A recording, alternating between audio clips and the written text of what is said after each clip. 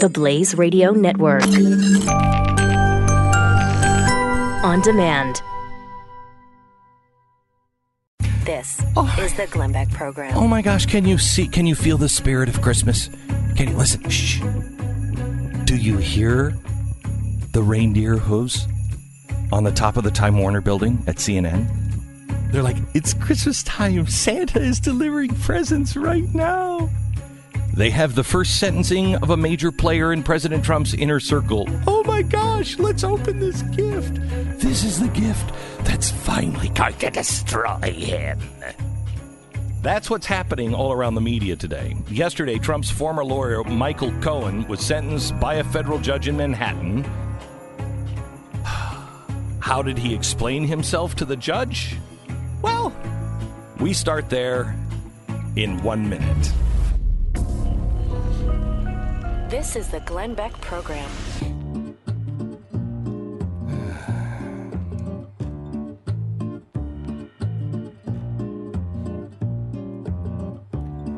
Okay, so Michael Cohen, who, was anybody clear that, was anybody shocked that the guy who's like, look, I'm an attorney and I just call people and problems go away. Is anybody shocked that that guy was dirty? I actually was curious to see if there was ever a day he did not commit a crime. Right. In his life from birth. I am surprised that this is all they found.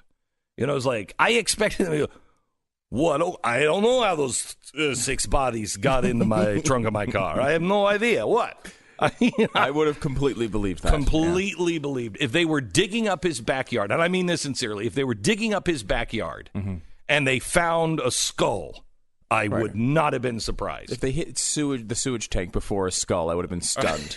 Yes. Exactly right. You know, there was a crack in the basement of one of the Trump towers. It was the basement that had the cage there in the for storage for Michael Cohen. Underneath the cement, there were like 1,400 people. No. Definitely possible. Okay, so it's actually good news. He's never killed anybody or buried bodies, which is an upgrade in my mind. That we know of. Now, he's going to go to prison, but it's probably going to be one of those, college campus prisons. How do you get into those? I mean, if you're going to go to prison, I have 2 teenagers now. If I could find a way to go to prison, but it's like a campus prison, I think I'd be okay with that. Just until they're about 18 and out of the house. Mm-hmm. You know, it's like, hey, kids, I would have loved to have been there for you with all your parent-teacher meetings, but Daddy went to prison. But you've done some nice weightlifting while you were there, so you're in good shape. Okay, so anyway, he's going to be locked up. Federal judge sentenced him to 3 years in prison for financial crimes, 2 months for lying to Congress. They also ordered... That one's frustrating. The lying to Congress as a crime is frustrating. Because they lie to us all the time. Right. And they have immunity. Right. They can go on the Senate floor and say anything and not be prosecuted for it. Anything. Any accusation against any person. They can say whatever they want because I have immunity to go on the Senate floor or congressional floor and just start blabbing about whatever. That's why Harry Reid kept doing so many speeches, because he would go on there and completely lie about someone and no one could do anything about it. You know, I hear Mitt Romney is a devil worshiper. There, it's out. I've said it. Now he's got to answer for it. And then like 3 months later, he's on TV going, oh yeah, no, that wasn't true at all. No, of course not. But did he get elected? No, he did not. So it worked. 2 months for lying to Congress. Oh, can you imagine how satisfying it would be if we could just put all of them away for 2 months? Imagine, I think a lot of our problems would go away. Anyway. That's why I like the government shutdown so much. Me too. I'm for it. Stay home. I'm for it. As a lawyer, Mr. Cohen should have known better. This is what the judge said. While Mr. Cohen is taking steps to mitigate his criminal conduct by pleading guilty and volunteering useful information to prosecutors, that does not wipe the slate clean. What do you think he would have gotten if he didn't plead guilty and do a deal? He pled guilty in August to 8 criminal charges in 2 different cases. One brought by the special counsel Robert Mueller for Cohen's lying to Congress about a Trump Tower project in Moscow.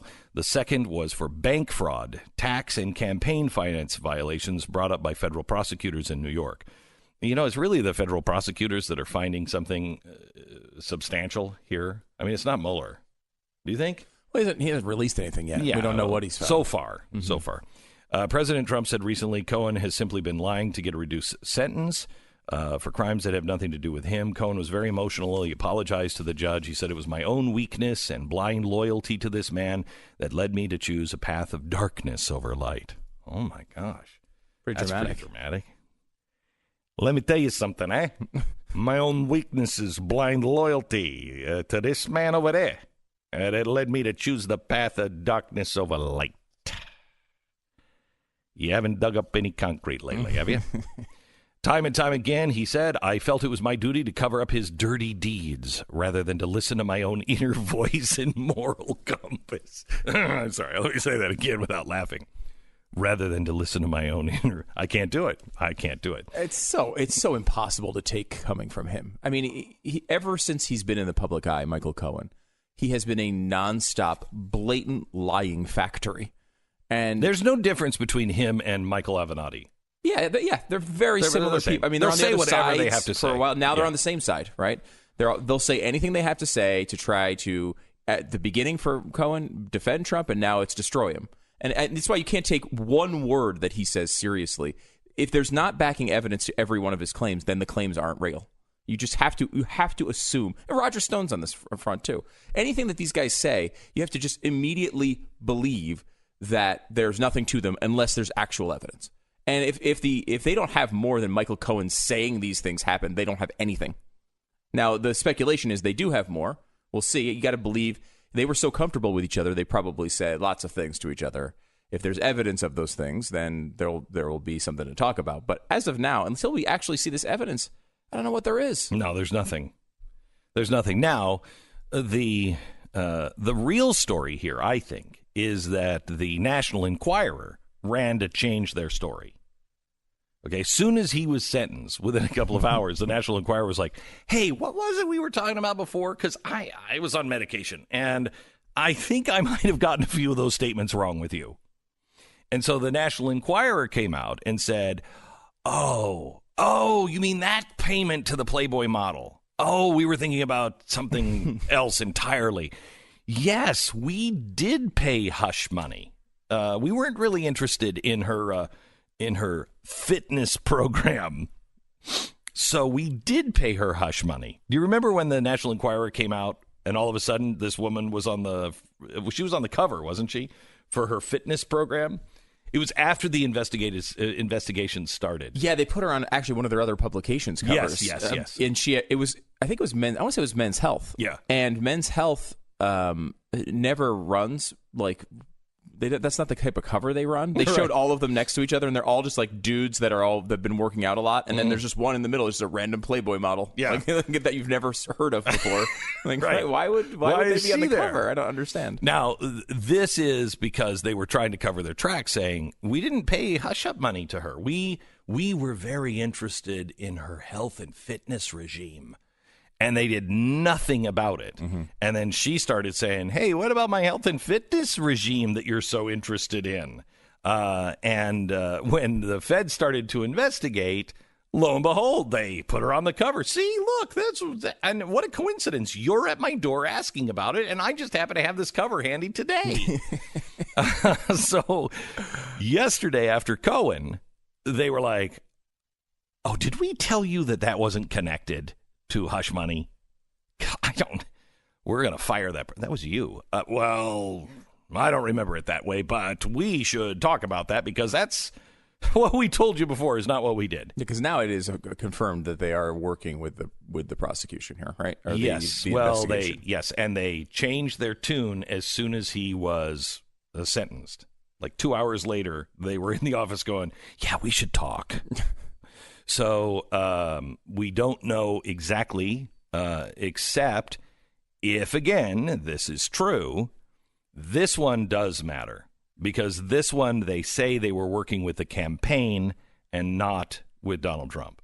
So there could be actual problems there. Yeah. I mean, I think there's problems with the other one, but it's kind of like, this one is really crystal clear. I'm kind of at the point of just interested in just historically all the stuff that happened they're going to get this behind the scenes stuff that you wouldn't normally get from a presidential campaign. Like I was thinking about this after the Inquirer stuff came down yesterday. At some point, there were multiple stories about Ted Cruz his dad murdering JFK. Mm-hmm. And remember the affair that Ted Cruz supposedly had with like 15 women, one of which was on the campaign staff of Donald Trump. They accused him of that. Both of those stories came out, midst that primary. If there's back and forth on that, that's going to be so fascinating to look at. Because I bet it was Michael Cohen's idea to say his dad murdered JFK. That's going to be so entertaining. I don't know. That's even beneath Michael Cohen, don't you think? I mean, I was stuck in the veto. I didn't even know he could speak, and he said, "I think his dad murdered JFK." I'm just saying it might make a good story. And then it's on the cover of the Inquirer the next week. Or the affair thing, which obviously nothing ever came of. But like the spokesperson for the Trump campaign was in that.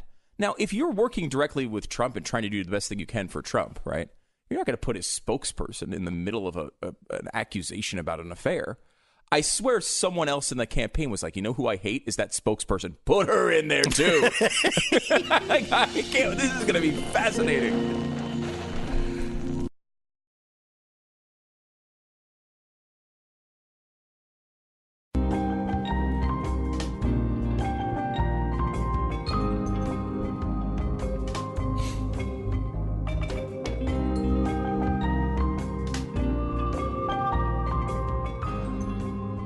Welcome to the Glenn Beck program. We have Jason Buttrill in with us, and Jason is one of our head researcher on all things foreign and all of the threats against the country. And he came in yesterday, and this is why I love him. He said, "Have you read the Farm Bill?" I'm like, "No," and neither has any senator. But he started doing some research on this, and it is as bad as everybody is thinking that it is. We're going to do a special on it next week, just in time for Christmas. And we thought it was appropriate because it'll make you turn white, and it is full of red. It is a socialist utopia. And Ted Cruz voted for it, by the way. It's not just him. No, there was senators, 13. Right? Only 13 stood against it. Right. I would say that about Mike Lee if he would have voted for it. I would have said it about Rand Paul if he would have voted for it. Who didn't? Yeah, Thomas Massey. I would say this about any of these guys who we like, and are supposed to be standing for the Constitution. This thing is loaded with really bad things. This looks like FDR's ghost rose out of the grave and was like, I wanted one more thing I wanted in the New Deal. I want this Farm Bill. And so they voted for it. And they did it. That's how bad this thing looks. Expanded welfare, Obama-era food stamp policies. They just basically gave it a shining, ringing endorsement. You don't work requirements, a lot of things like that the GOP again told us they were going to put into some of these measures. They completely caved on, just said, screw it, and just let them do it as such. Price controls. There's a minimum price. There's a minimum price, or if you don't meet the minimum price, then you instantly get flooded with government subsidies. You could actually be like a dairy farmer and just say, you know what? I'm just not going to go to work this month because I'm tired and I want to watch soap operas and stuff. And then if you didn't make the money as the guy that worked, 80 hours a day, if there was such a thing, and his fingers are literally bled to the bone, and he's going to get the same amount of money as the guy that said, screw it, I don't want to work. I mean, this is absolutely Stalin, Lenin era, farm practices. Like countries that have done things like this, it hasn't gone too well, typically. Now, usually people starve. But let's not worry about that. There's also some pretty interesting things about the war powers. Now, can I ask you a question?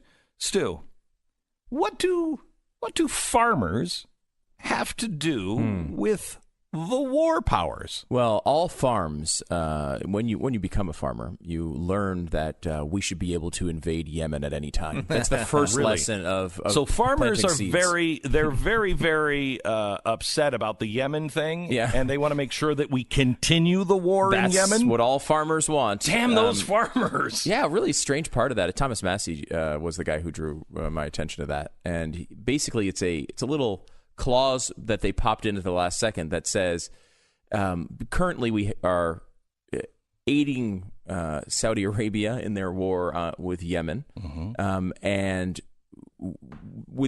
as far as the War Powers Act goes, it does not seem like that would be legal. We have, I believe, 90 days before we're supposed to answer to we Congress. shouldn't be fighting a war that no one knows about. Right. Now, their excuse for this is, well, we're just giving support. We're not engaging in hostility, so we can stay as long as we want. Well, then it wouldn't be covered with the War Powers Act now, would it? That's what they're trying to claim initially. However, if they really believe that, it would be curious as to why in the Farm Bill, which you're right, every single time they put up there, it's some giant socialist program. And it is if you're a libertarian, it's like the type of thing that like makes your heart stop as it gets passed. However, it always gets passed because you can't say you don't like farmers. Yeah. Everyone will just put you as anti-farmer. So everyone votes for it all the time.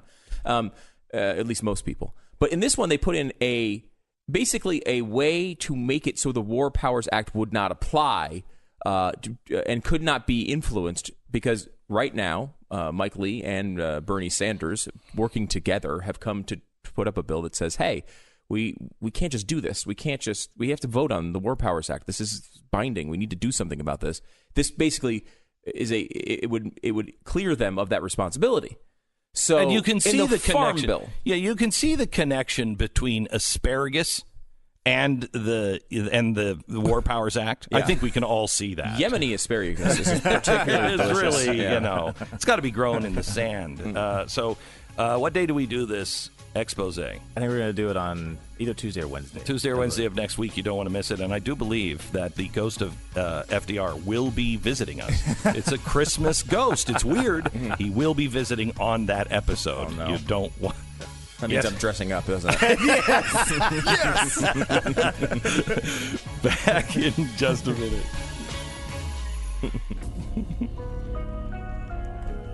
You're listening to Glenn Beck.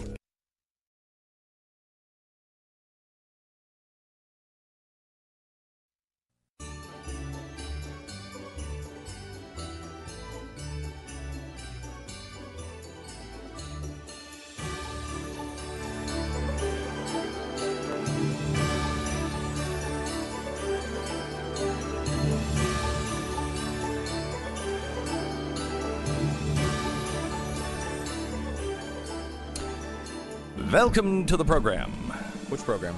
The Glenn Beck program. Oh, I've heard of that one. Yeah, it's great. And Pat Gray joins us at this time. What program does he host? He hosts Pat Gray Unleashed. Where's that air? What is that? On the Right Blaze, before this show. Blaze Radio Network. You can also hear it on podcast. Or Blaze TV, part of your subscription. Oh, my goodness. Wouldn't that be cool? Can you get a Blaze TV subscription You nowadays? can. You only can choose from one of 947,000 shows, though. Really? So you can. Wow. If you like Louder with Crowder. right, you can get that. Or Mark Levin. Eric or Bowling. Eric Bowling. Phil Robertson, Pat Gray, The news the and why it roving matters. roving millennial. or roaming, whatever. She could be Rove or Rome, whichever one she likes. Yeah, she's Canadian. She says roaming. We say roving down here. Okay. Okay. So anyway, you can subscribe to blazetv.com. That's blazetv.com/Beck. If you go there, type in your promo code Beck Christmas. You can try it out for a few days and just poke around and see what we have to offer. It's a ton. But if you do it now, use the promo code Beck Christmas, and you're going to save $20 when you sign up. Makes a great Christmas gift. And hopefully we have something special coming next week that hopefully I'll be able to tell you about.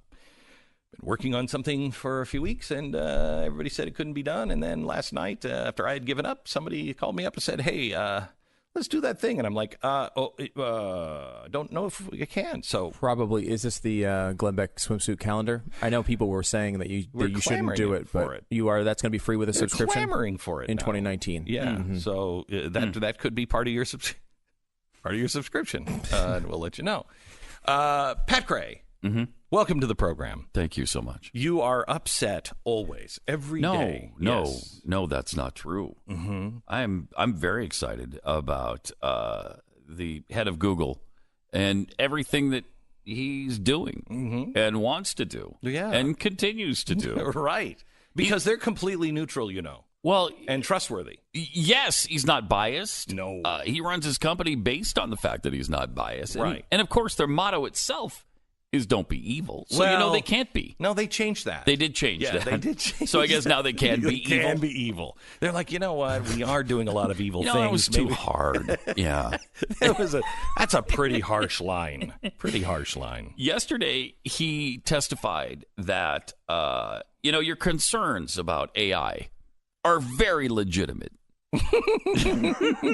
However, the tech industry should be trusted to responsibly regulate themselves. Yes. I agree with that 100%. Agree.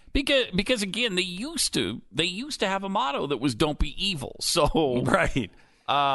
People who are evil, like, okay, the devil comes back. Okay, let's just say the Antichrist comes to earth. He's not going to have that motto. Right. No, he's not. He's not. No, he is not. No.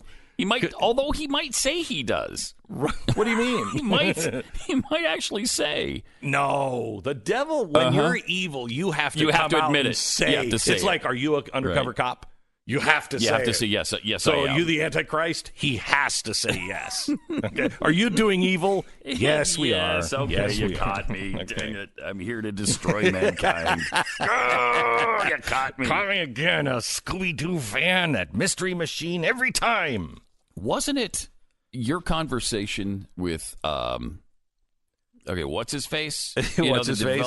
Developer of the AI, Ray Kurzweil. Yeah. And his thing was, we're just going to develop it, and there are no concerns because our culture at Google is such that we wouldn't do anything We'll never wrong. do these things. That's what he said. We'll never do these things.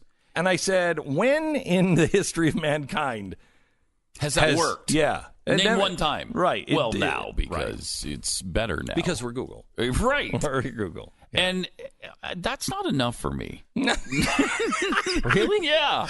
Yeah. That seems to be lacking. What if they in some had way. Hugo Boss design some snappy uniforms for everybody at Google? Do they look really cool? They look really cool. And they hold up through history? Well, then I think you let them. You let them. Because nobody would dress like that. No. If they were evil. No, that's right. Right. That's right. Okay. So they're specifically evil when they start dressing like that. Mm-hmm. So he got to talking about Google's AI as it applies to filtering out some of the hate, the hate speech, and the important nastiness. Important work. He said he has found through these algorithms some hateful conspiratorial YouTube videos, and he described them as abhorrent. And he indicated that the company is going to work harder to improve its systems to get rid of this stuff. Things like one of the videos he mentioned was one that's real popular, I think, among all conservatives. It's the one where Hillary Clinton and Uma Abedin attacked, killed, and drank the blood of a young girl. Oh, yeah. I think we've all been all over that video. How many times have we played that? Yeah, finally it's out. Thank you. Thank you. Somebody in the It's mainstream such a media relief. that's finally talking about how Hillary Clinton drinks blood of children. And Uma and Hillary were both, killing and drinking the blood of the girl. Is that typical, partisan spin, though? Are they trying to say they only drank the blood of one girl? Yeah. Is that what they're trying to say? Come on now. Yeah. I mean, no, it was way more than here's one the girl. deal. Here's the deal. So And we all know inaccurate. they won't cover this. They won't cover this. That they're only drinking the remaining blood that the Jews didn't make into matzah. Thank you. Right? Thank But you. because of that had the to be Jewish said. cabal, you can never say that. Here's the thing about these algorithms. I don't need the algorithm to tell me that YouTube video isn't necessarily factually based. Wait a minute. Can you not at least give the American people Nope. any credit? Nope. No. Nope. No. Nope. No. So we need these algorithms. No, of course we do. And that's good. That's good that AI is going to clean up all this stuff. So all the killing and drinking of blood of girls from our politicians. Those videos are going to go away. So think about this. Because we used to say, "Hey, listen, it was on Walter Cronkite." Yeah, absolutely, it was on Walter Cronkite. I heard him say it. Yeah. The more they take these algorithms and they say, "Yes, we're taking away all of the things that aren't true," the more weak our mind becomes because we're not searching for those things ourselves. The more we trust them, the less capable we will be. Correct. At discerning that. And the more we will say, "Look, the algorithm would have taken that out if it wasn't true." Right. I mean, we just become lambs for the slaughter. And Google is so brilliant, just brilliant. I learned this from who was it? The guy who did the Creepy Line movie, I think. And he was talking about maybe it was in one of the books. I can't remember. But look at the Google homepage. When you go to Google, what's on the page of Google? Go to their homepage. Their the logo search, and just the search thing. Just the search. Okay. Go now to Yahoo. Totally clean. Oh yeah, there's all sorts of stuff on Yahoo. Yeah. Right? Yep. It's got politics, it has news, it has advertising, It has all of these things. Google kept it clean because they wanted to say, we're completely neutral. We're nothing. We're not trying to sell you anything. We're not trying to do anything here at all. No you ads. Can trust us. Yeah. It's brilliant. That is their uniform from Hugo Boss. Their front page is their uniform. Which they've not changed since it was debuted, I think, in 97 or 98. They hasn't changed a bit. They don't want you. They want you to see the word Google and what you're looking for. So it's your friend. That is brilliant. Never pisses you off. Yeah. It's a brilliant strategy, and it's a great hiding place. And it works so well that we continue to use it even though we know we probably shouldn't. How many times have we tried to get away from Google stuff? And you can't, because every time you try a different engine, it doesn't work as well. And you're like, okay, I'm just going to Google it. Right? I mean, that's what I do every time. I've tried Bing. I've tried, Yahoo. It's like Lycos. It's like Ask Jeeves. It just don't work. It's like Google has become a verb where like Kleenex just means to us tissue. Okay, and people, it's tissue. It's tissue paper. It's not Kleenex. Kleenex is a brand. How did that happen? Other than they must have been out in the market for a long time before anybody caught on that. Hey. Wiping a little box is a good thing. Here, you could have a tissue, and it could be, I don't even know who makes tissue besides Kleenex, but I know everybody who's, that does. But we still call it Kleenex. Google is so far ahead of their competition. It's like if Kleenex competitors were like cardboard. You'd have a cardboard box, and you'd reach in and you'd pull out another piece of cardboard. You'd be like, okay, can I have the Kleenex? Because it doesn't do it. Yeah. There's nothing that is even close, I think, to Google. It's so immersive, though. I mean, because if we say Google and we need an alternative, we will get 1,400 calls for people saying, I use DuckDuckGo, which is another search engine. And DuckDuckGo does actually seem to be pretty good. And every time I've used it on Chrome, the Google browser, which doesn't do me any good at all. I don't think. That's the only reason why they have the browser, because they know you will escape someplace else. It's like I said to Ray Kurzweil. So, Ray, why would a company like Google allow me to Google things or allow me to find things that could dismantle them? If I was going to make a new thing, I couldn't do it online because you'd be monitoring everything. And why wouldn't it be in the best interest of the company to make sure that I'm thwarted some way or another, or that I'm watched and you guys just take it? And was his answer they just wouldn't? They just wouldn't. They just wouldn't. They're just too good. The culture at Google is too good. Well, they're not evil. All right. They're not evil. That's when you're dangerous, though, right? When you think you're so good and your goals are so wonderful, it's when these really terrible decisions get made. It's because you're sure the end game. I know I'm right on. So we have to cut corners here, and there. That's why the creepy line is so spooky. because they came out and said, look, we know there's this creepy line, and we're going to go right up to that line, but never over it. Right. Well, that line is probably pretty gray. You know what I mean? I don't know about you, but when I'm paying my taxes and stuff, I don't say, I want to go right up to where I'm going to go to jail, but no further. Because this is essentially the decision-making process of Joe Biden whenever he sees someone in a biker outfit. He's like, I got to go right up to the creepy line and not cross it. But he doesn't know where the creepy line is. He constantly is over it. Yeah.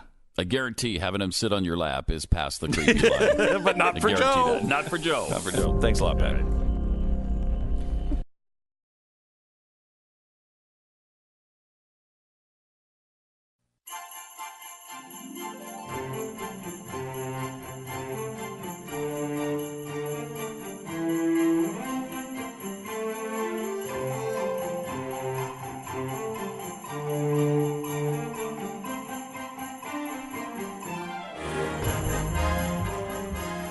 Welcome to the Glenn Beck program. There is a story that came out of Alabama that I'm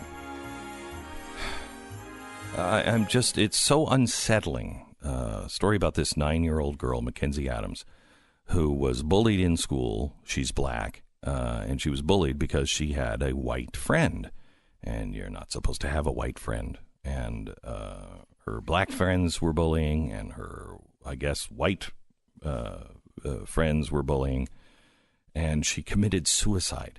She's 9.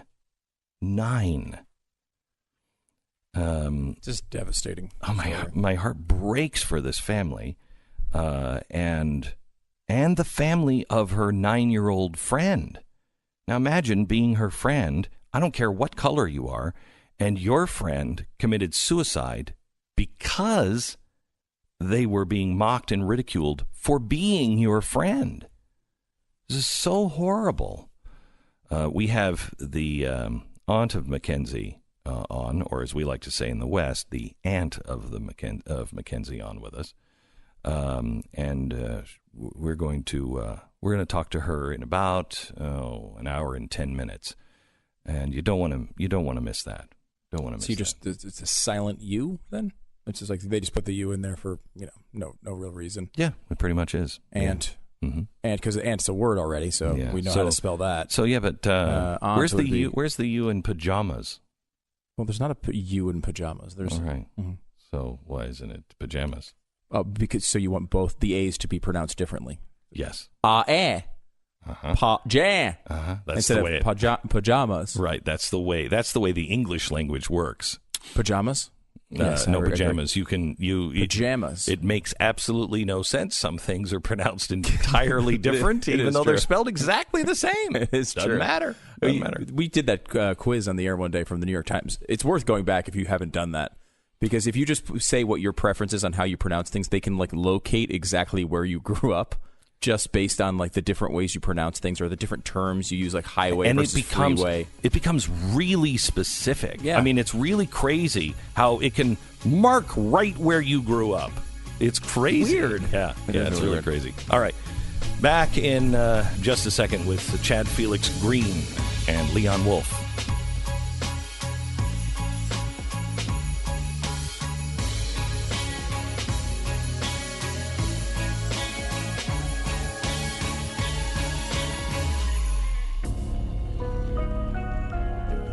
You're listening to Glenn Beck.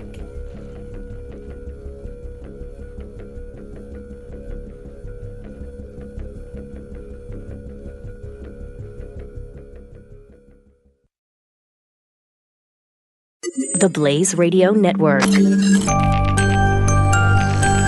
On demand. This is the Glenn Beck program. America, I need you to brace yourself. Okay? Just brace yourself. We're going to have a conservative on, and sure, that's not unusual. But in 1 minute, we are going to have a gay conservative on. What? I didn't even know they existed, and the left is saying that if you're gay and conservative, you just need to shut up. And I think that's the words most uttered by anti-fascists. A fascinating story, a fascinating tale from one of the guys who is a contributor at the Federalist. He wrote a piece a couple of days ago. The stigma against my conservative politics is worse than the stigma of my being gay. Oh my gosh, that was setting hair on fire everywhere. We go there in 1 minute. This is the Glenn Beck Program.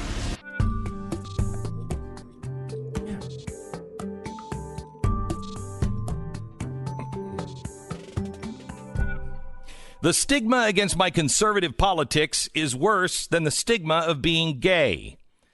Everything I was told to fear about being openly gay has become a reality in being openly conservative. Chad Felix Greene wrote this story in the Federalist, and we have him now to talk not only about the article, but also the backlash on the article. Chad, how are you? Good. Good. Thank you. Welcome to the program. So you are, tell me your evolution. Tell me, when you came out, what you faced, what you feared when you came out. Well, I came out in 1998, shortly after Ellen did, and I was the first openly gay student in my high school. And it was a huge, dramatic issue, and everything that I had access to at that time was gay media that told me that I was going to be rejected by my family, my friends. I was in physical danger, and I was terrified every day about the impending doom that was going to happen to me. And over the years, I really only experienced people being accepting and loving and careful and sort of fragile around me for most of my experience. And I was very liberal in college, and then honestly, listening to, I started to explore you and Ann Coulter, and I realized that the foundation of my views leaned more towards libertarianism than progressivism. Mm-hmm. And I just sort of became a conservative by the sheer force of I had no other choice because I couldn't promote or accept progressive ideas. Yeah, and you can't change what you believe. It becomes fundamental to you. So Chad, do you actually mean that the stigma is worse because you're a conservative than it was when you came out in '99? Absolutely. When I came out, people thought they were concerned about me. My grandmother, who was a very religious Christian, was worried about my religious experience. My dad was worried that I was going to get hurt, that I was going to become HIV positive, that sort of thing. There were a lot of, what is your life going to be like now? Because people at that time really didn't see much of a life as an adult for a gay person. You kind of moved to a big city, disappeared. And there was a lot of understanding that needed to happen. People just needed to experience me as a person and realize how normal and average I was. As a conservative, I experienced genuine hatred based on stereotypes and bigotry and prejudices. Okay, so wait, before you start there, you were a liberal when you came out. And so you didn't have any of the conservative hate on you because you were, trying to destroy our society because you're a liberal and all of that stuff, or none of the conservative hate that you're going to burn in the fires of hell and you should be destroyed. I certainly perceived it from watching, from reading LGBT media. And that's the reason why I started to explore conservative media, because I really wanted to read your books. I wanted to read Ann Coulter books, John Handy, everybody, and debunk everything. I wanted to prove that the right was hateful and wrong, and accidentally realized that I agreed with you. But the truth is that nobody treated me. I experienced people who disagreed with me. I experienced people who were ignorant, that didn't really understand. I've never interpreted religious disagreement as hatred, because I've always seen it coming from a place of genuine concern and empathy. But you also don't deny that there are those people who are out there, and the Westboro Baptist Church. But it is bigger than that. There are a lot of people who have been gay throughout human the human experience that have been deeply affected and hurt and persecuted because of their homosexuality. Yes. Okay. And of course, in the world right now, outside of the United States, it is a very real danger to be a gay person or perceived to be a gay person. Correct. All right. So what have you experienced now as a conservative? Well, the truth is that since I've been active online as a conservative, I spend most of my time trying to explain to people that I don't believe or embrace what they think I do, and in doing so, attempting to prevent them from trying to harm me in some way. I've, of course, been physically threatened, as all conservatives online are. I've had to make sure that my personal life is very protected because people do actively try to get you fired. They will try to they'll send police officers to your house. They will harass your friends and family. Early on, when my Facebook was opened, my friends and family received harassment from people based on things that I said. I had to protect all of that. No one ever did that to me as a gay person. I never experienced people saying, finding out that I was gay and then treating me badly. The moment that people associate me with being a conservative, I'm instantly a Nazi, even though I'm Jewish. I'm instantly a racist and a bigot, and I'm deserving of genuine hatred. And that's a startling experience, to interact with people and realize that they genuinely hate you based on something that they genuinely don't understand about you. All right, so I want to stop here for a second, Chad, and then I want to come back, and I want you to take us through some of the things like stop flaunting your conservatism, and some of the responses that you have had. Because I read the article, and then I read the storm after it, and I was shocked by some of the things that I read, and they just don't seem to get it. And I want to go there when we come back. 1 minute away.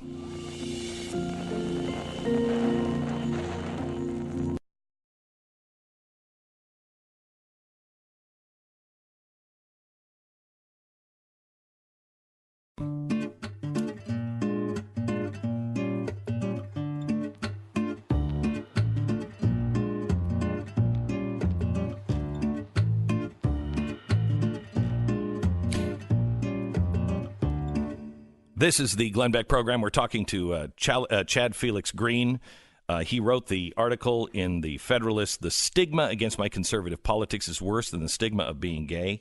Tell me about stop flaunting your conservatism. So one thing that people say constantly, and you'll saw a lot of this when someone asked, is being conservative worse than being gay, was no, being conservative means you're a bad person. I'm often told, well, if you don't want to experience the hatred, stop being a bigot, or stop harassing people who you hate from their perceptions. And I always sort of associated that with, if I just stopped talking about conservative issues, if I just stopped correcting lies and inaccuracies that I see in media, if I just stopped talking back to the left, they would leave me alone. And that's exactly the advice that I got when I was younger. And I would tell people I was gay, and I feared negative backlash. People say, well, why do you have to tell everybody? Just don't tell anybody. It's no one's business. That's what I experience today. Is in my regular life, most people don't, most people I know aren't interested in politics, but they'll say, well, why do you do it then? Why don't you just stop? And there isn't an appreciation of what we actually do. They just assume that we're sort of complaining about the hatred that we're inviting on ourselves. And they don't really understand that we are fighting for something that we actually believe in, and that the hatred that we're getting for it is based on fighting. But they'll say that, you're gay, you're born that way, you have no choice. Mm-hmm. And that's not a political viewpoint. Right. Take that argument apart.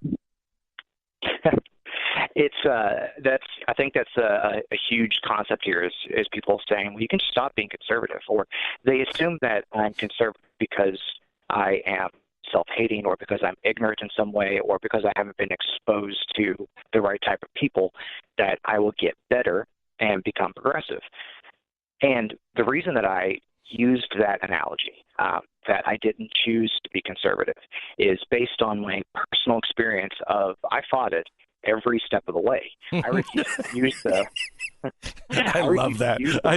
Chad, I love that because you are intellectually honest, and the biggest problem that we have in America is a lot of people will not explore because they'll start to, and if they start to see that maybe their side is weak, and I mean on both sides, any side, they start to see that maybe they're not right. They'll stop because they instinctively know if I find out that this is true, then I've got to change everything, and my life is going to be much different. And they don't want to do it. They're afraid. So congratulations on not being that person.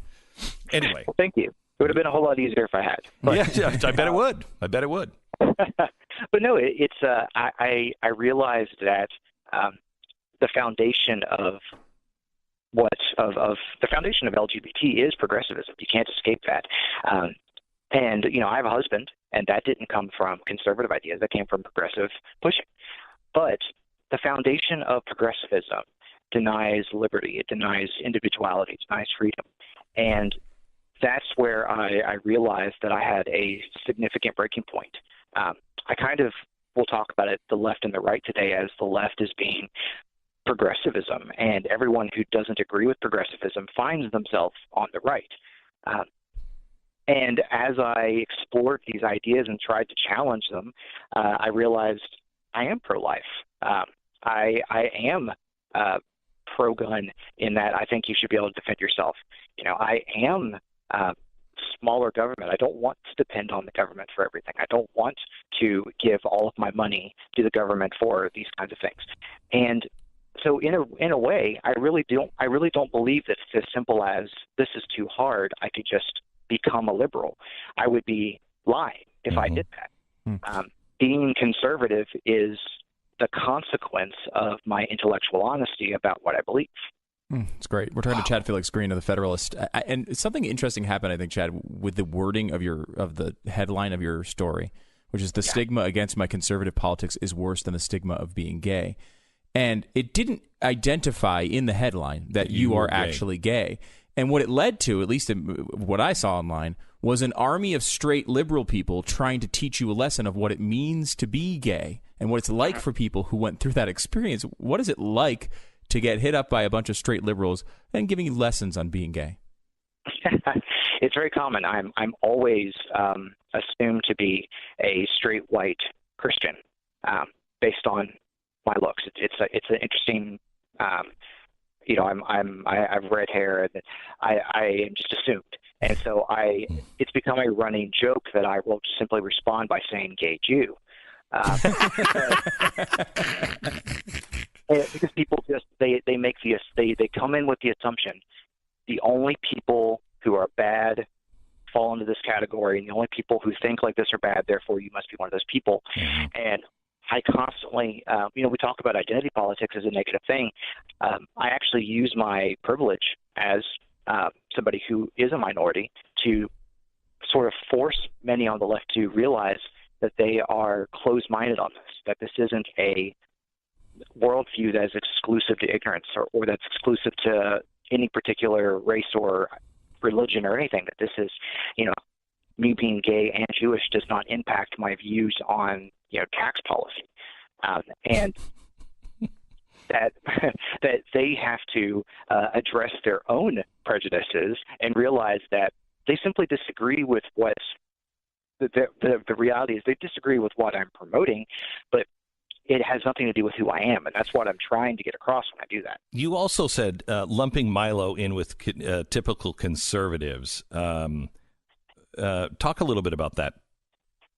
Oh, well, to every gay conservative and every conservative, Milo is controversial. I appreciated him early on because he was kind of the Lady Gaga, the Madonna of of the movement. And if we went back a decade or so ago, and he were a liberal, he'd be a media sensation. His type of flamboyance and comedy is what South Park and Family Guy and liberal humor was. And I appreciated that he pushed the boundaries of the freedom of speech limits, and he kind of exposed the fact that colleges were growing more intolerant. But I don't always find him to be principled. As a conservative, I find him to be more of a contrarian, and that's fine. There's a place for that. But the reality is that I am compared to him, and every gay conservative is, and we are, in a lot of ways, the concept that we are valid to begin with is based on him as a template, and they view him as a scam artist. So one of the stereotypes that I fight all the time is that I'm doing this for attention, or I'm doing this as a scam or a con, that this isn't really, I don't know what they think I'm gaining from it, but that I'm doing this in a provocative way just to be provocative. And so I find that frustrating. And so when they look at Milo's sort of extreme expression, they say, well, that's just what conservatives are like. He's just honest about it. And it's frustrating because we spend so much of our time trying to dispel a lot of the mythology around that. And you know what's interesting is this is what happens. This is the difference between conservatives, hopefully, conservatives and progressives. One is a group hive mind that everybody has to be in a bucket and everybody is alike and there's no differences. And hopefully libertarian conservatives know, no, we're all different. I don't answer for him and I don't agree with him, but we're kind of on the same side on this particular issue and we're not on this issue. I applaud your article and your courage to say it, and the beating that you have taken is truly remarkable, but keep speaking, keep standing. From the Federalist, it's Chad Felix Greene. The article, The Stigma Against My Conservative Politics, Worse Than the Stigma, I'm going to add, of my being gay. Back in a minute.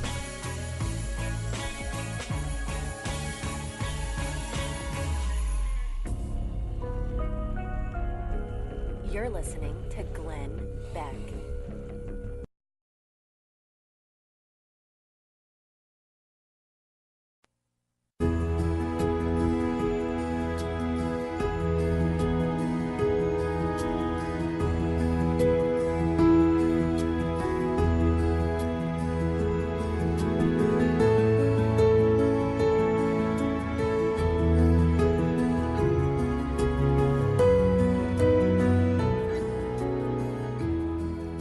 Welcome to the Glenn Beck program. Leon Wolf is the managing editor for theblaze.com, and he's in to talk to us a little bit about Michael Cohen, and also, if we have time, China and Canada, because this is extraordinarily revealing.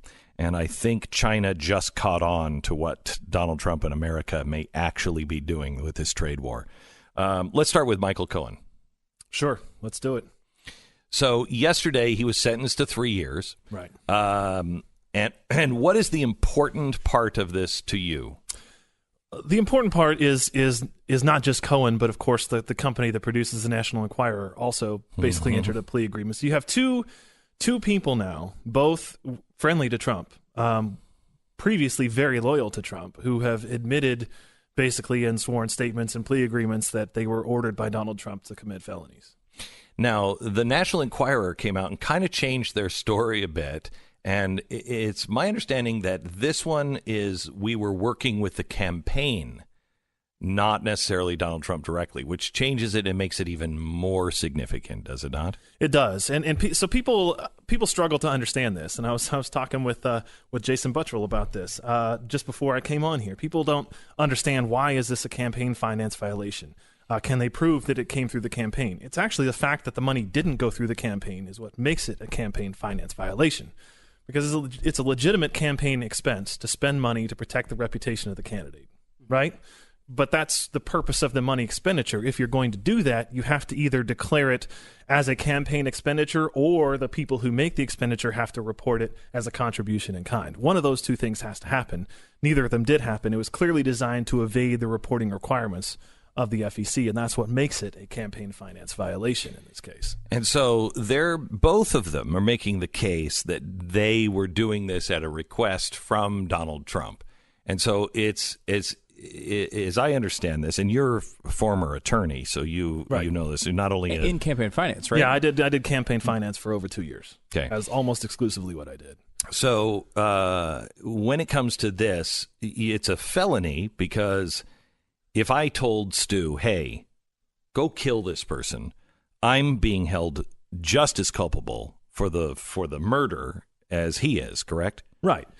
And, look, in any campaign, any presidential campaign in particular, they're so large, of a general election candidate, a serious candidate is going to probably have some campaign finance violations, just because it's such a difficult thing to keep up with and maintain 100% compliance. Mm-hmm. But if you have a willful violation, as this appears to clearly have been, that's what brings it into the level of we're just going to fine you X number of dollars and people have to go to jail. Okay, so let me take you through a couple of things. First of all, Dinesh D'Souza, that was clearly a political hit. Rosie O'Donnell was much worse. You're saying an inconsistent application of the law, right? Yes. Is what you're talking about there. So, I mean, if you're going to put Dinesh D'Souza in prison, Rosie O'Donnell should have gone to prison as well. She was much worse, did basically the same thing, except she knowingly was doing it, admittedly saying, I'm using different names and everything else. She knew exactly what she was doing.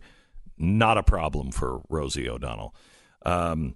When it comes to Barack Obama, campaign finance violations, I think it was $2 million campaign finance violation. He paid a fine. Why is this one different? Because of what I just said. I mean, I think the expectation is that in the course of handling all the various different donations and in recording all the donations in kind, you almost always miss some. That's like an expected thing, and then the FEC catches you, and you file an amended statement, and you pay a fine. It's sort of like taxes, right? Like they always say, like you have no idea if you're really filing everything perfectly, and if they really look into it, they're going to find something that you screwed up, even completely unintentionally. Right. But with Al Capone, there was another set of books. Exactly. So the differences between, I had a good faith belief that I could claim this as an exemption, and I hid $150,000 worth of income intentionally from the IRS. Those are two different penalties. So what is the Trump explanation for this? So Trump's explanation is it's a plausible one. Okay, I wouldn't laugh it out of court if I were a judge, is that the money was not spent to protect his reputation as a candidate. It was spent to protect his reputation with his family, prevent his wife and his kids from being embarrassed. That sort of thing. It is the Bill Clinton excuse. Right. And it kind of an interesting analogy, we've been through this once before, actually. People have already forgotten it, even though it's been less than 20 years ago. But John Edwards, as you recall, was prosecuted for literally this exact same thing. John Edwards had an affair.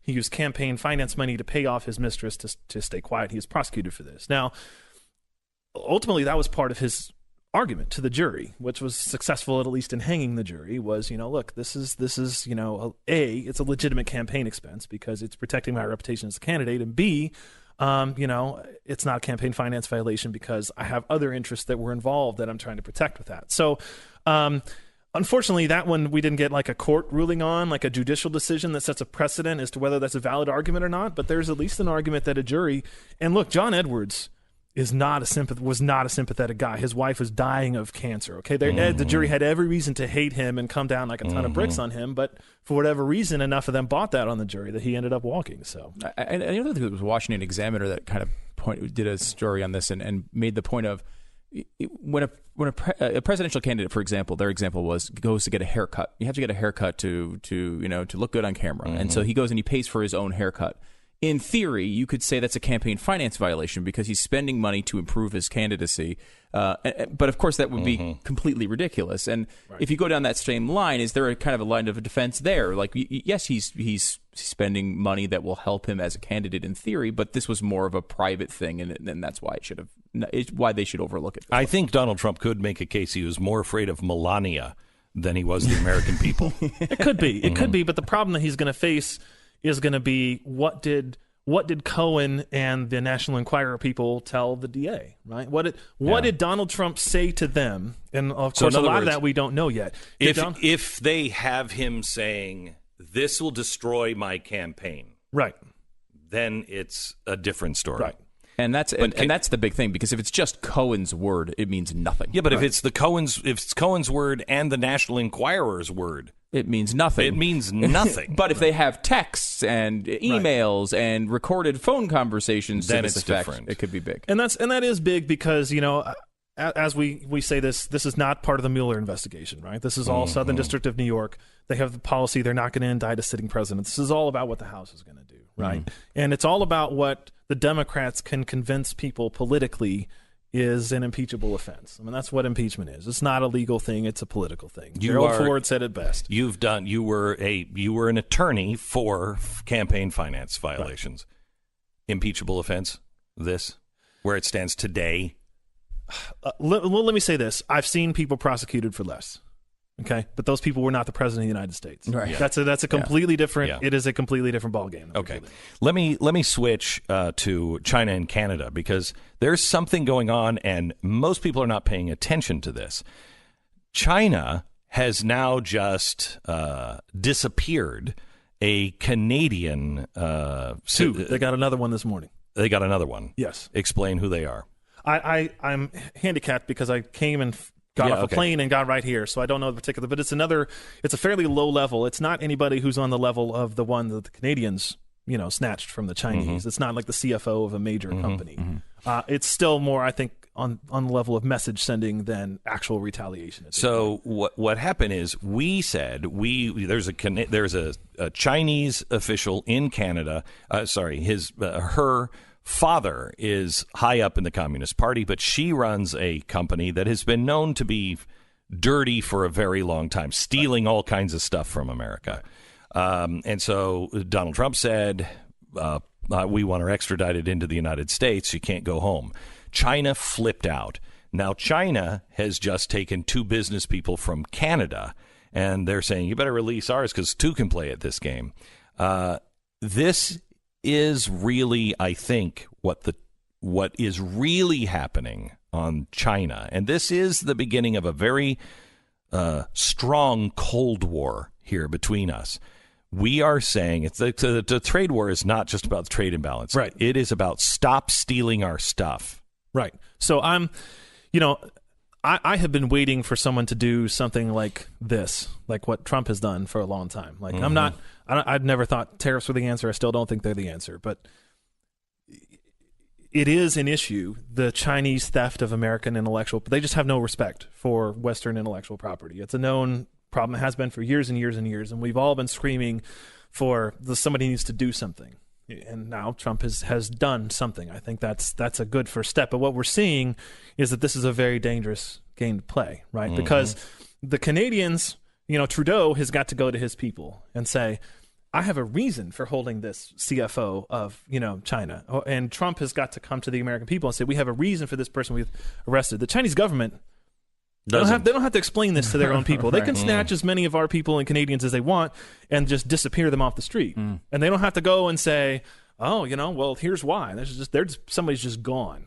And that's the concern, is that there are a lot of American Canadian nationals over there that if we start engaging in this tit for tat, who knows where that could end up? But it's an interesting first step in if it is a negotiating ploy, we'll see how it works. Real quick, in 60 seconds, tell me what you think is going to happen in both of those cases where they lead. This pure speculation. I'm asking you to look in 2019.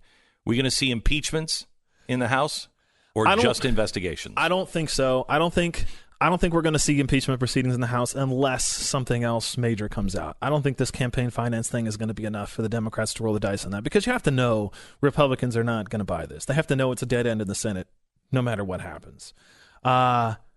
If some other damaging information comes out, if Trump's approval rating dips down into the 20s, if the economy goes sour, maybe we see a different analysis. Okay. But I doubt it. Canada, China, United States, trade. How does this get worse in 2019 to a happy ending, or does it get worse and we're not headed towards a happy ending a year from now? Cautiously optimistic that it's going to get better. I think that both sides are at the point, and there is dialogue that's going on. I think both sides are at the point that they can still back away from the precipice on this one, and I hope that that's what ends up happening. But, it is very important for us to protect our intellectual property rights, and I hope that some I'm hopeful that some kind of deal will get worked out to where that'll happen. We both have a lot to lose, and I think they have more to lose than we do. Just on technology, at least today. Now is the time to play this card if you're actually going to play it. Leon, thank you very much. Appreciate it.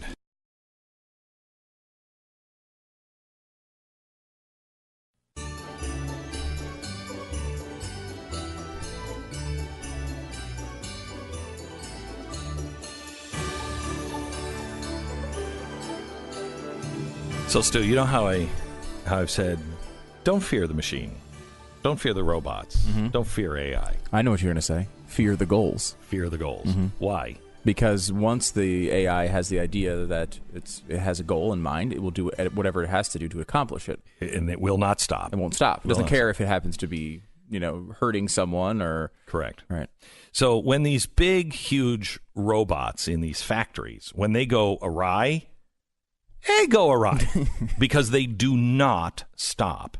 The first accident was back in late 1990s, and it was I think it was in an auto factory, and it just kept pushing like this engine on top of somebody, just crushing them because they got in between, and it wouldn't. The machine could not get the engine where it was because the person was blocking it, and by the time they stopped it, the guy was just mush. But the machine just would not stop. There is another accident that happened today, and I just tweeted this. His picture is unbelievable. The guy lived, but I don't know what this machine was supposed to do, but it was supposed to drive spikes into something, and then, another machine would put the bolt on it. Well, a guy got in front of it, and it drove 6 spikes through his chest and through his arm. And these are huge spikes. Shockingly, this guy is alive, but it shows him on the operating table, and it's one of the worst things I've ever seen. By the way, it was 10, not 6. Was it 10? Yeah, you can only see 6 in one of the photos, but where were was the other 10. I don't want to know, man. Jeez, where were the other? My gosh, because I'm surprised this guy lived, because it looks like one had to go through his lung. And another one went right through his shoulder, and then his 4 more in his forearm. It said one of them narrowly missed an artery, but he was actually able to move and get up after this. But this is China too. I mean, I'm surprised they just didn't throw him out in the street. You know what I mean? Hey, that's what happens when you get in the way of the machine. Next. Grind him up for fuel, essentially. Yeah. The pictures are really gross. If you're pretty amazing. I've never seen anything like it. Yeah.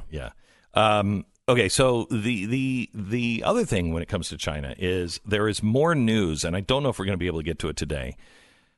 There is more news about China actually data mining people's minds and how bad this is getting in China and how they've been doing it for a while. And so they are really way ahead because, they've got several billion guinea pigs who are willing participants. Either that or you go to the gulag. So, of course, you're willing.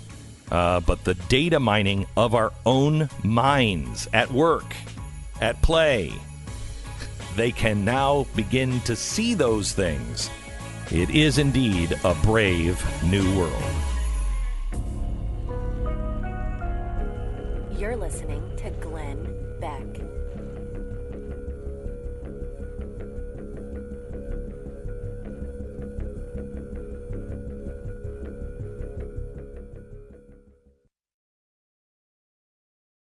The Blaze Radio Network. On demand. This is the Glenn Beck Program. Mackenzie Adams. She was 9 years old. She wanted to be a scientist when she grew up. She excelled in math. She was always bringing home hundreds in her homework. She also liked to ride her bike, playing with dolls, PlayStation 4. She would record goofy videos with her cousins. But she just killed herself. The family is now having to bury Mackenzie on Saturday. Her body was discovered at their home in Alabama on the 3rd by her grandmother. What killed Mackenzie Adams? It's not a new story. It's not a new story. We'll talk to Mackenzie's family and see how they're turning a tragedy into possibly some sort of a blessing for others. We do that in 60 seconds. This is the Glenn Beck Program.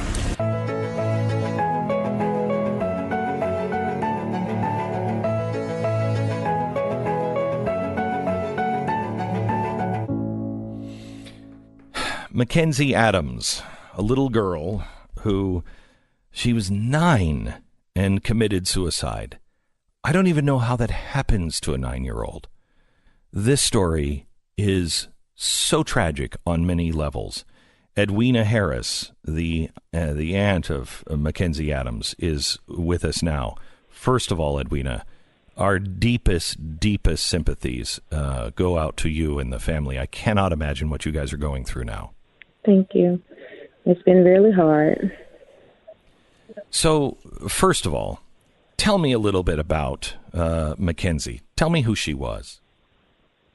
Mackenzie was a very bubbly little girl, very smart, very funny. She liked to tell jokes like a granddad. Loved family, loved to travel, the zoo, go out to eat, the beach, just a really sweet, fun, and energetic kid.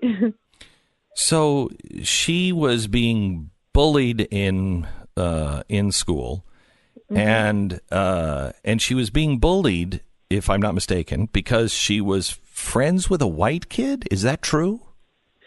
That is true. It's more to it, of course, because of course, she was a cute little girl. Had a lot of love. Every jealousy is not just what you have, but it's who you have around you as well. So that was some of it. And the family that she rode with loved her unconditionally, as if she was theirs, because they only have one child as well. So she was like his sister. They were really, really close. And they would pick her up for school sometimes, and she would go in and was it white kids or black kids that were, or both that were? It was both. That was bullying her. It was both. Oh, gosh. Man, does it ever get better in Alabama? So what was happening with the bullying that you can talk about? Like, what was being said? Basically what you guys have read, the name called her the B and black nigger, and on papers it would say kill yourself, things like that. Yeah. And of course, Mackenzie, we come our home, we're Baptist, so she comes from a faith-based home. We we go to church, we believe in God and faith and all of those things. So what she did is not something that's taught, that's not even something that's even brought up, as far as suicide and killing yourself and death and things of that nature. So she's taught to love everybody. But the bullying, of course, my mom is a respected individual in this community, which is something that has been lacking to be said, because my mom has master's degrees. She works for DHR and the mental health center as well. So the people that's in the school system has worked with my mom in one form or fashion or another, because my mom dealt in children's services. So the talks of bullying my mom addressed because she knew about it.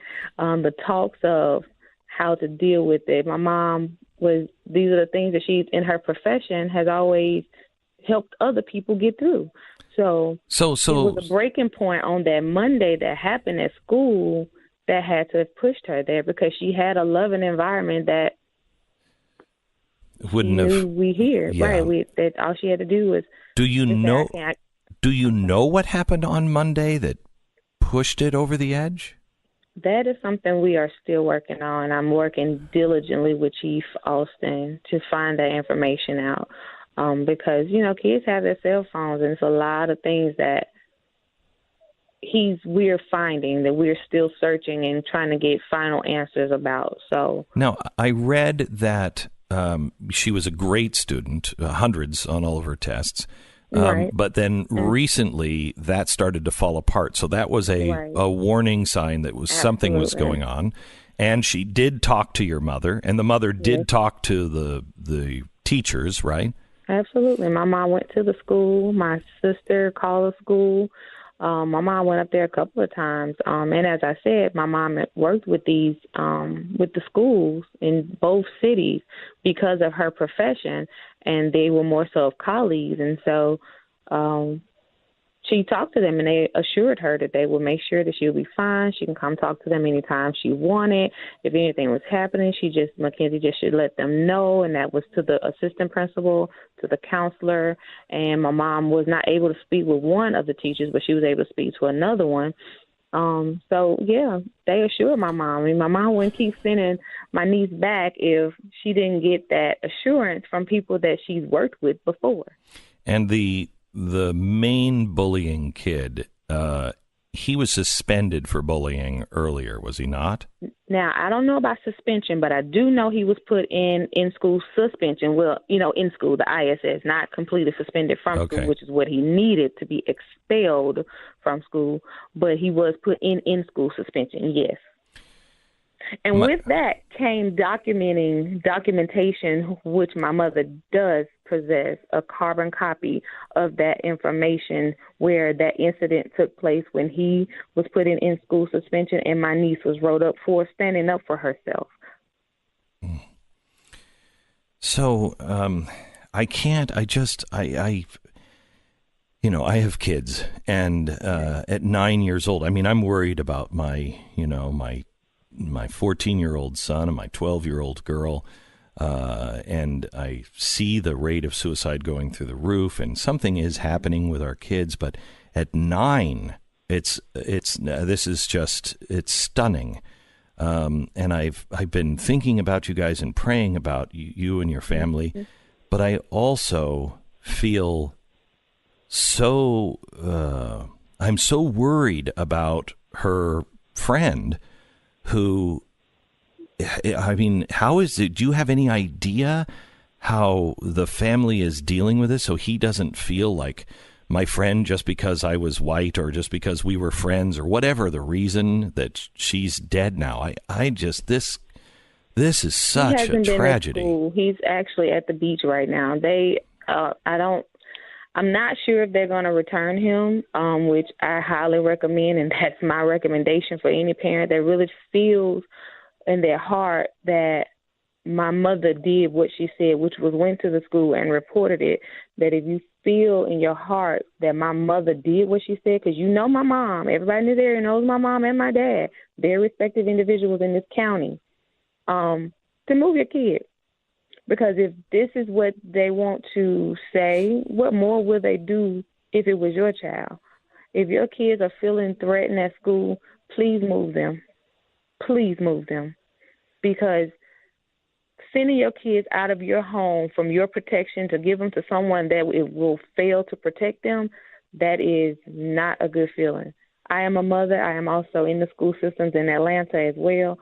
And I take what I do very seriously. When you have allowed your kids to leave your home and come into my possession, they are now my children, and I'm going to protect them in every fiber of my being. I am not a punk educator. I am not scared of these kids that think that bullying is okay. I stand up to these kids just as I did in high school. When this happened, an outpour of people that I had protected, some I honestly have forgot because it was my heart to do that. If I saw somebody being mistreated, I would step up for them. But I was also one of the popular kids, so I was in band and cheerleading and different things like that. But that was my duty in my position, just as I have one now in media in Atlanta, to stand up and be this voice for those people that can't do that. And those individuals like they're doing, I don't know how this happened to your niece when all you did was take care of me all through high school, all through middle school, or whatever the time frame it was that I protected those individuals. And it wasn't just one or two. It was, 40, 50 different people and I was like, oh, my God, girl, where are you? I forgot because that's just who I am. That's just who my family is. And for it to happen to my niece, it was heartbreaking because nobody stood up for my niece. Nobody, the karma that we've done for people, the good, my niece had to suffer with this. No teacher stood up like my mom and my dad and myself have stood up in the education system. My aunts that are teachers and professors and, doctors in education. Nobody stood up for my niece. Nobody stood up for my baby. Nobody. Really? You have started a GoFundMe page called the Mackenzie Foundation. You can find it just by searching for Mackenzie Foundation. And you have a goal of $10,000. You've already gotten $3,000. And you want to focus not just on the bullied, but you also want to focus on the bully, him or herself. In what way? Well, when this happened, some of those guys that I did go to school with and some people I didn't know, they said, well, Edwin, I just want to be honest with you. I was the bully. And the reason I'm telling you is because I trust you. But I also read where the person that I used to bully in school was stating a story of how their life is still in turmoil because they have been bullied for so long in school. So it doesn't stop when you're an adult. These things live with you for the rest of your life. So said so many people that I've been reading that have been inboxing me. So I want to bring in those people that have opened up to me and that was the bully. Right now I'm talking with them to see what was happening in your life at this time that made you feel that coming to school to bully someone else was okay. And the stories vary. It's from things that happened with drug addiction. It was a single-parent home. Other family members was bullying them, so they came to school and bullied someone else. So the bully has to heal first. Because if we can target and help the bully, they won't bully someone else because it takes a bully for there to be bullying. Edwina Harris, the aunt of Mackenzie Adams. My wife and I wish we could be at the funeral on Saturday. I don't know why. I just feel so attached to Mackenzie and what she went through, and the little boy as well. And I just want you to know that you're in our thoughts and in our prayers. Thank you. And blessings to you and the family, and may this turn out to be, in the long run, something that will bring honor to Mackenzie's name for a long, long time to come. Yes, sir. Thank you so much. You. If you would like to donate, you can go to GoFundMe. It's the Mackenzie Foundation. They're trying to reach $10,000 to be able to have some of these former bullies come in and maybe make a difference. It's worth a try. GoFundMe.com.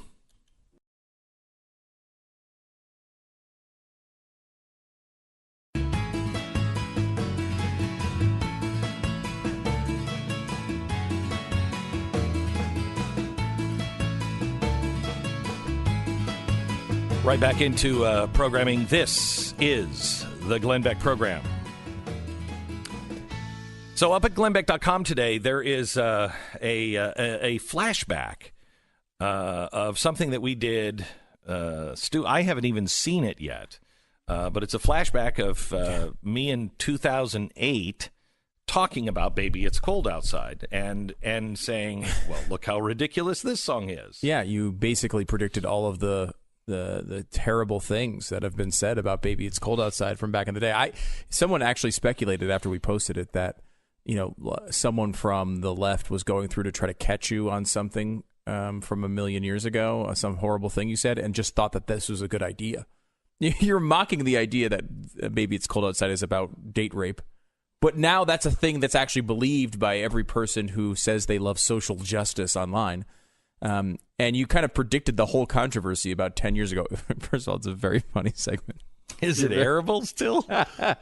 I don't know if it's arable per se. Go listen to it online. Because so much you say, like last week, is no longer arable this week. No, I mean, certainly Kevin Hart has found that out. 10 years old, that's not going to go well. No, but it's very funny. And you're mocking the idea that someone would think, this is about date rape. But I mean, if you want to read it that way, if you want to hear the song in that light, you can. It is it's very funny in that it can have that meaning. Obviously, that was not the intent. You talked about this yesterday.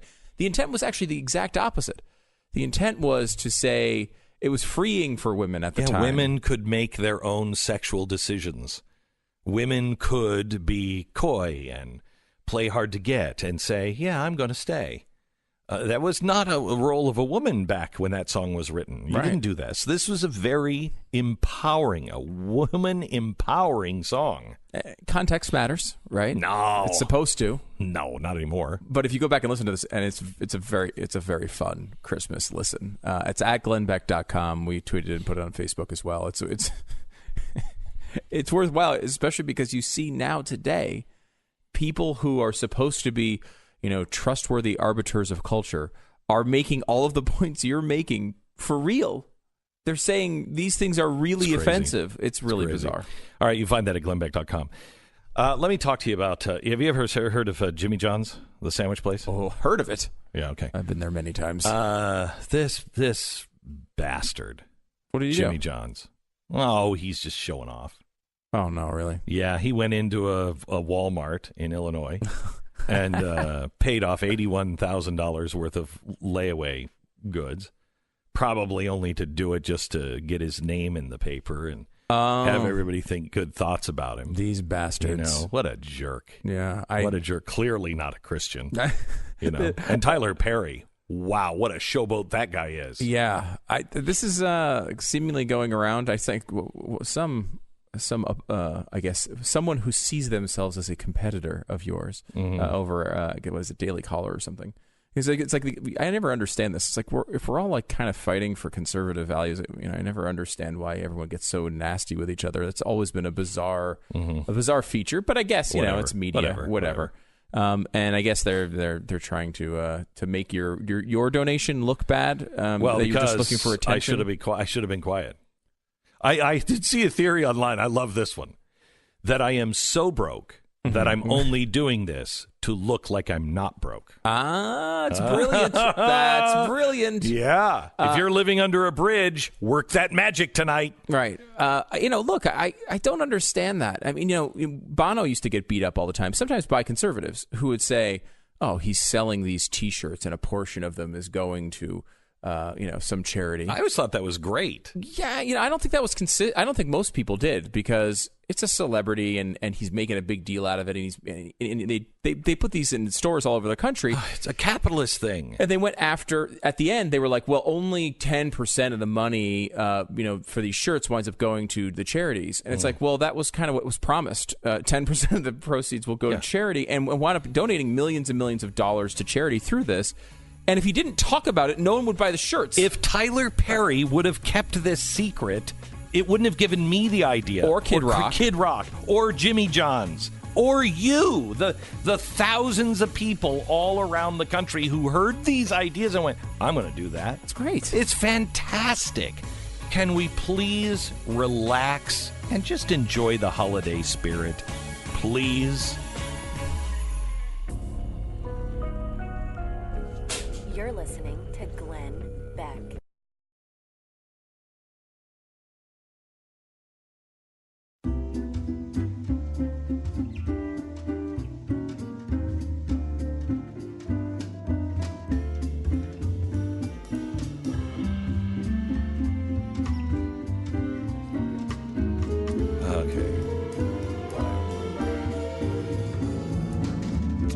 Well, we're coming to the end of the week. Tomorrow is Friday. We've got a whole bunch of really important stuff to talk about. I've got really important story to share on the Glenn Beck program. Stu, I don't know what you have. If you had to pick out of all of the stack of stuff that you have, and the huge stack I have, I've got one story. It has to be done today. Okay. Yeah, I've got a pretty important one as well, I think. So I have the Nigerian president is denying that he died and has been replaced by a clone. He's denying it? He's denying it. Despite the fact that they look identical? Identical. You look at the pictures side by side of him now, the clone, and the real guy. You cannot tell the difference. Maybe that's just unbelievable.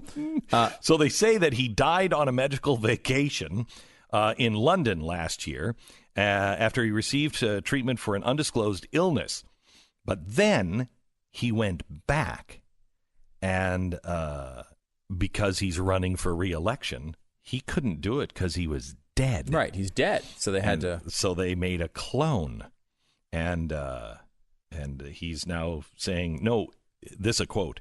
It's the real me, I assure you." Well, that's exactly what a clone would say. Exactly right. That's what I was thinking. That's what I would say, and I'm a clone. Oh no. Well, you see, you wouldn't say that if you were really a clone. If I were really a clone, here's what I would say. You genetically engineered me, and I look and feel like this? Cure some stuff while you're in there. I mean, if this guy is the Nigerian president and he's a clone, he's pissed because they cloned him and genetically engineered him to be exactly the same as the 76-year-old guy who was about to kick it anyway. I'm going to say, too, if they do clone the Nigerian prince, there's going to be no elderly people with any money. Yeah. They will all be getting letters. Yeah. No, really, I am the Nigerian prince. I'm not the clone. Now, if you are looking for another part-time job, Glenn, and I don't know if this would be you exactly. Now, but this is the story that you think is really important? I think so. Okay, this is what we do for a living. Mm-hmm. Inside the underground breast milk market. Oh, my gosh, it's finally been exposed. The underground breast milk market. It actually is kind of a fascinating story because there's a market, and a lot of times, a lot of places will ban the idea that you could pump your own breast milk and sell it to someone else to feed to their child. That is what we're talking about now, here. wait a minute. Hang on just a second. So is this in the United States? In the United States. Of course it is. Yes. Why of course it is? Because that's where I'm involved in it. Oh, okay. I've been pumping these. I know milk is coming up, but I've been pumping like crazy. It hurts. They look of size. So they it's an interesting regulation question because I think there's at some level there's a feeling I think among people that it just doesn't feel right, like it just doesn't feel right that that's you should what be doing a wet nurse was. You ever read things like Mary Poppins or whatever, and they're like, "Oh, well, it was my wet nurse." That's what a wet nurse was, right? And so that doesn't happen very often anymore. Well, I mean, it does, but the idea here is that you're actually selling for profit, right? Oh my gosh, right? No way. And that's of course where all these things get nasty because if someone was doing it for free, you might look at it and say, "Oh, well, that's okay. It's charitable. They're helping. If if breastfeeding is that important to a mom, and this is the only way that they can get it done, okay." Well, there see, you go. I have to tell you, I'm a little uncomfortable, with the term breast milk black market. I mean, if it is like, "Psst, come here, I've got some breast milk for you," I wouldn't buy it. But if it was somebody that I knew, and somebody was a friend of the family, and then they said, I can provide real breast milk, and you knew them, and you're like, you know what, I'll pay you for that. What's the problem? Well, I mean, that's the issue here. I think does come down to the exchange, right? It becomes, can you make a profit off of this? Because so many places have said no. Now, there's a black market only because people have outlawed the idea that you could sell it to someone. It's not like there are actually people like in trench coats, I don't think, pumping in the back alleys. This is a situation where the slave labor. It's a situation where people want to they want to be able to sell their breast milk, right, and the government's stopping them. So why? As long as there's not somebody behind them going, keep lactating, right? Well, I mean, there are risks, right, with disease potentially. Someone could have but you can easily. Come on. I don't know. You could easily make this so it's safe. You could, if you allowed it, right? If you allowed it in front of everyone to do, you let it in the light of day.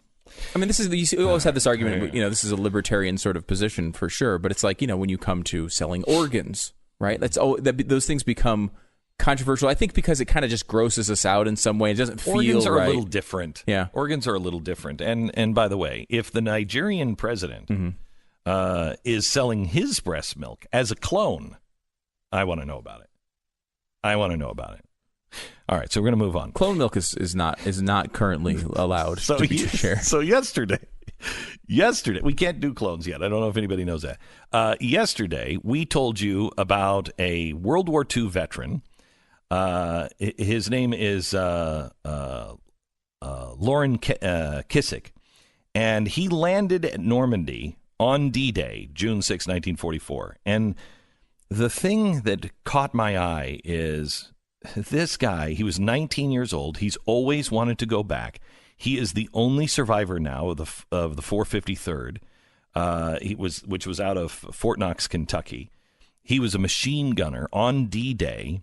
His wife never really wanted to travel, and he would just never leave her side. They were married for 71 years. She, unfortunately, has just passed away from leukemia, and the two daughters now are trying to save up enough money to bring Dad to the D-Day 75th anniversary over in France, which happens next summer. So they were trying to raise $12,000, and I don't remember how much they had yesterday, but now they have $19,000. And so I don't know if they've told Dad yet, but we have Lori and Julie, the two daughters, on the phone now from Tacoma, Washington. Hi, Lori. Hi, Julie. Hello. Are you guys there? Good morning. Yes. How are you? Good morning. Very well. Great. Thank you. Thanks to you. It's good to talk to you. You know, I grew up. Part of my childhood was in Puyallup, so we were kind of neighbors for a while. I was thrilled to read what you were doing for your dad. Have you told him yet? Or are you saving it for Christmas or? No, he knows. We told him that we were working on this, and so no, he is aware, and he is quite ecstatic to be able to go back. And I think he's in a little bit of disbelief right now, but yeah, it's thank you so much for your help. We never would be here without you, and it is just absolutely overwhelming to see how the kind thoughts that people are sending and donation. It's just so encouraging and so heartwarming. Well, first of all, it wasn't me. It's this audience. This audience is really remarkable. It's incredible. I've read the comments and I cry when I read them. I have an 18-year-old daughter, and we were reading them, and we were just all choked up about people giving $10, $5. It's overwhelming. It went from 4,000 to over 19,000 in less than 24 hours. We're just dumbfounded and so grateful. Thank you. Now you could take that extra and maybe fly him first class and really treat your dad for something remarkable. Or we could take a cut of that and spend it on something useless. Thoughts? What do you think? What do you think? It's a tempting offer, isn't it? Tempting offer. So yeah, several people had mentioned that, since we were going over goal, that maybe we could get him a first class flight. So we're going to try to do that. Oh yeah. You have to. He will love it. Is he healthy enough to really appreciate all of it? Yes, he is. He's quite mobile and he's very alert. He's with it. He's still driving. He, maybe shouldn't be, but he is. But he's very active socially. So there is no issues. He's quite mobile. He can get around great. In fact, we have a hard time keeping track of him. We tell him to check in, and we can't find him. That's great. That's great. It's a problem.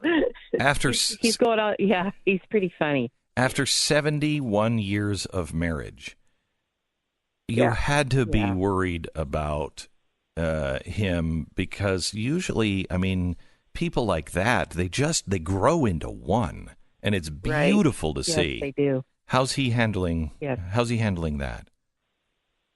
He's handling it. We see him and talk to him every day. We're both really close. And so we're just making sure that he's eating properly. He's taking his blood pressure medicine as he's supposed to, and just kind of keeping up with that. And as my sister said, he keeps himself very busy, and it is hard to track him down sometimes because he won't turn his cell phone on. So he can't hear it. Well, his hearing isn't so good, but everything else is great.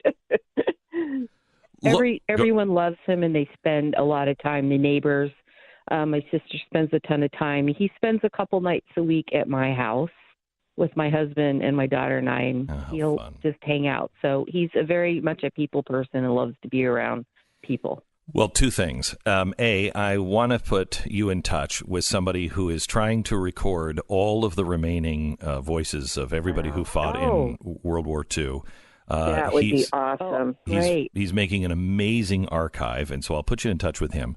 But I want to ask you a favor. Will you take our audience with you so when you go, alert us, and then make some videos and take some pictures so we can follow your dad and you guys on this trip? Absolutely. In fact, some of the comments had been that they looked forward to hearing about the trip, and that sort of triggered in me that we needed to chronicle this. We needed to make it so that other people could share in the moments that we're sharing with him. And so, absolutely, we will make that a priority to do.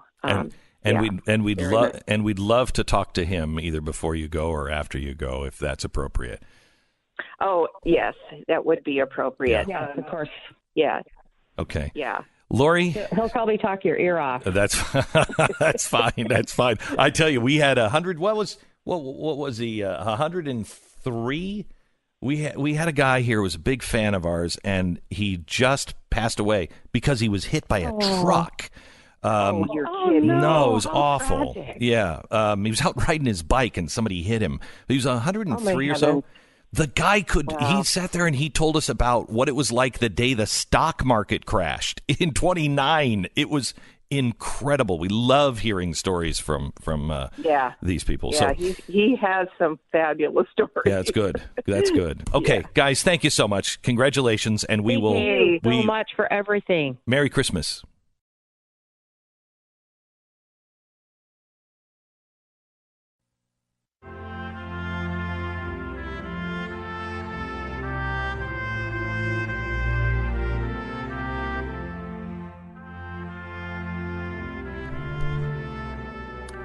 This is the Glenn Beck program. Tonight at 5 on Blaze TV.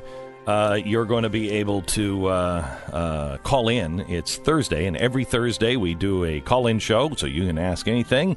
You can pontificate or whatever. I'm not saying that I'm going to listen to you, but I might. Sometimes, you catch me, and I'm very, very interested in pontification. But I would love to talk to you. Anything on your mind at all today, 888-727-BECK. Ask Glenn anything tonight, 5 p.m. Eastern on Blaze TV, blazetv.com. By the way, if you go to blazetv.com/Beck and you use the promo code BECKChristmas, you're going to save $20 on your yearly subscription. And people who have had yearly subscriptions, I've been reading the email coming in, people who have had yearly subscriptions are now upping to a 3-year subscription because they're so jazzed at what we have now. Yeah, I think it's less than like $5. It's right around $5 a month, or maybe even less than $5 a month if you do the lengthy commitment, which is kind of cool. Yeah. I mean, that's basically nothing. And you're getting so many shows. There's so many. It's kind of dozens and dozens and dozens. I think it's $4.99. It's kind of worth it. The 3 year is kind of worth it. You never had a place with this many conservative voices in one spot before. I mean, there's never been anything like this. No, this is. I mean, CNN called it the largest merger of conservative media. Yeah. We're thrilled, and hopefully next year we're just going to get bigger and better. There we go. So blazetv.com/Beck, blazetv.com/Beck. Make sure you sign up. You can save $20 on your year subscription. And things are indeed heating up. blazetv.com/Beck. Promo code Beck Christmas.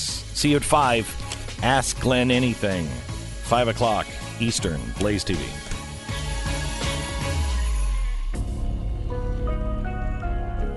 You're listening to Glenn Beck.